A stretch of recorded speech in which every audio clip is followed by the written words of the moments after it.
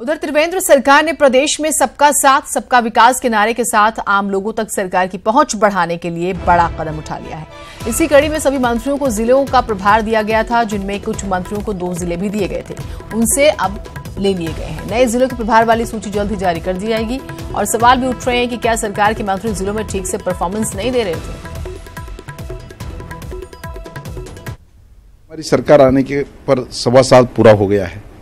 शुरू में ही हमने जो रचना बनाई थी, हर जिले के लिए प्रभारी मंत्री बनाया था, पालक मंत्री बनाया था, वो हर जिले के विषय में ध्यान देता था। ऐसा काम संगठन में होते रहता है। संगठन और सरकार का कोऑर्डिनेशन का काम इनको करना होता है, इसलिए संगठनात्मक मैटर है, उस हिसाब से इसको हुआ। मुकेश हमारे साथ, हमारे सहयोगी जुड़े हुए हैं। मुकेश, हालांकि हमने मुख्यमंत्री को सुना तो उन्होंने कहा कि ये रूटीन चेंजेस हैं। क्या ये वाकई रूटीन चेंजेस है या फिर परफॉर्मेंस के आधार पर खरे नहीं उतरे और इस वजह से ये तब्दीलियां की जा रही हैं?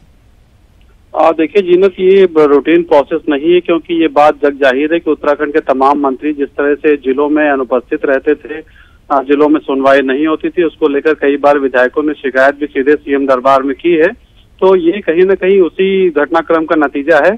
अब चूंकि ऑफिशियली मुख्यमंत्री कैमरे पर ये बात नहीं कह सकते कि इससे ये दबादे की जा रहे हैं, लेकिन जिले के जो मंत्री उनका प्रभार इसीलिए बदला जा रहा है ताकि उनकी जो परफॉर्मेंस है वो और बेहतर हो सके और आम लोगों से जुड़ाव के लिए जिस तरह से सरकार ने कोशिश की थी उसके रिजल्ट और बेहतर आ सके और आम लोगों तक सरकार और सरकारी मशीनरी की पहुंच निश्चित हो सके। इसी कड़ी में सरकार ये फेरबदल अब करने जा रही है।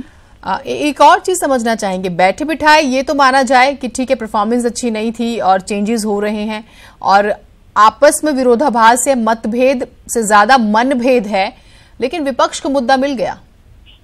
देखिए, इसमें कोई शक नहीं, लगातार विपक्ष पहले से ही आक्रामक रहा है और कई बार जिस तरह से बीजेपी के अंदर भी कई विधायकों और नेताओं की ओर से बयानबाजी भी खुलकर कैमरे पर सामने आ चुकी, चाहे वो मंत्रियों के कामकाज को लेकर हो या फिर जिस तरह से 2 बर्थ वैकेंट हैं कैबिनेट मिनिस्टर्स की उसको लेकर हो। तो कुल मिलाकर अब विपक्ष को बैठे बिठाए एक मुद्दा जरूर मिल गया और इस बहाने सरकार पर हमला करने की कोशिश विपक्ष की ओर से भी जरूर की जाएगी। बहुत शुक्रिया आपका तमाम जानकारियों के लिए। तो सब कुछ ठीक नहीं है, कुछ तब्दीलियां हो रही हैं, रूटीन कहा जा रहा है कि रूटीन चेंजेस हैं, लेकिन ऐसा लगता नहीं।